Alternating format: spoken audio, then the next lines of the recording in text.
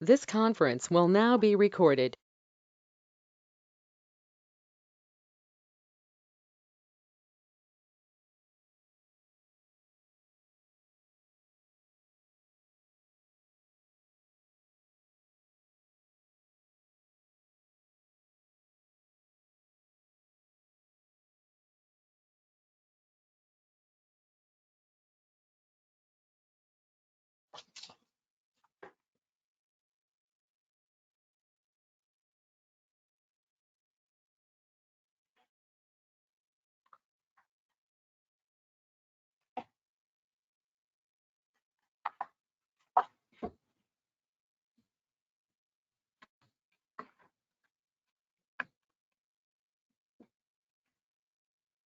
Welcome back.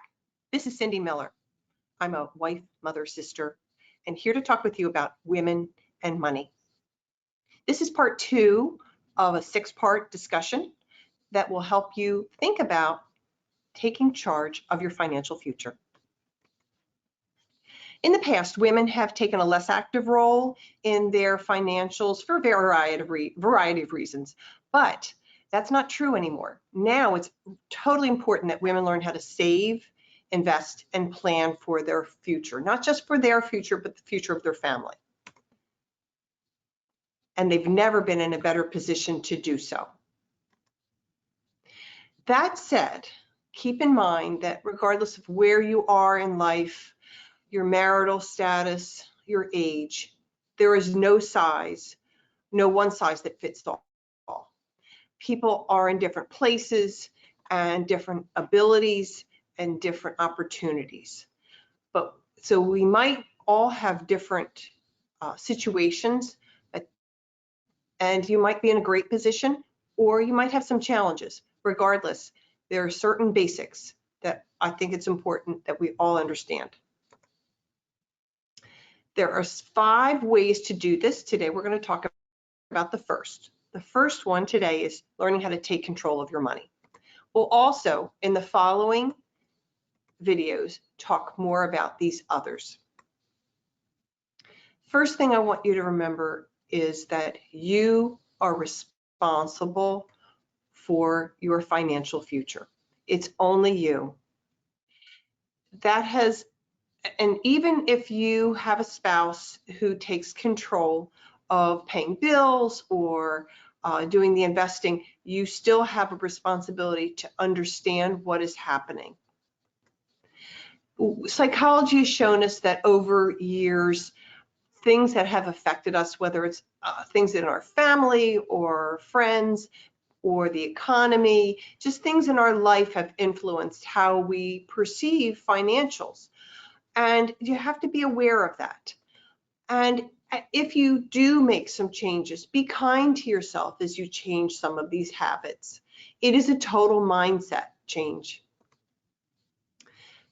First thing I encourage you to do is to understand your cash flow, and that's flowing out and flowing in.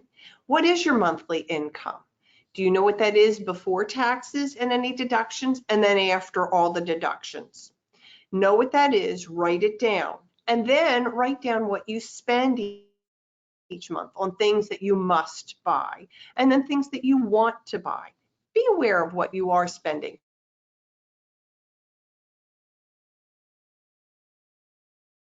Do this for 3 months, and you'll have those numbers to look back on. And then you can make the tough decisions around, is there anything that you can eliminate in your spending? The point here is to try to live within your means so that it's a positive cash flow. Money coming in is more than money going out.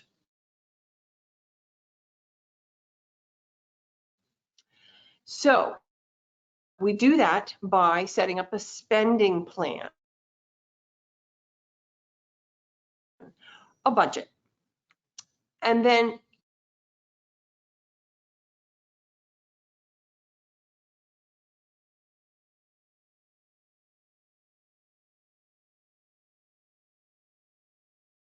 sticking to that plan as well as you can. That doesn't mean that there aren't unforeseen things that happen, but it doesn't mean that you do want to take a car loan, a mortgage,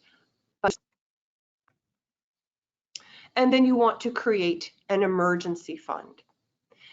An emergency fund is in place in case life happens.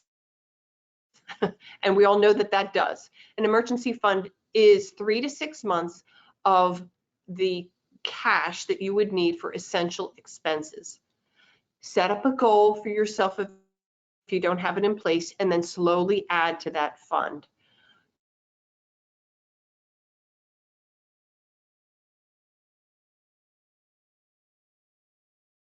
You can automate those contributions, but monitor your progress.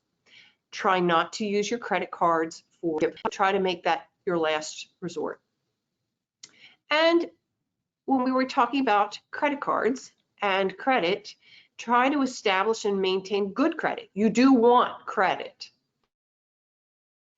Pay your bills on time, try to avoid all those late fees, and pay your balance in full as much as you possibly can, but do pay more than the minimum.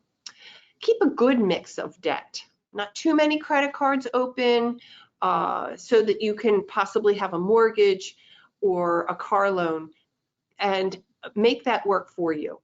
Try to reduce your debt to income ratio so that you have a low debt to income ratio. And check your credit at least once a year and report any incorrect information. You can do that here by looking at www.annualcreditreport.com. And now's the fun part. When you're ready, it's time to set clear financial goals that you can measure.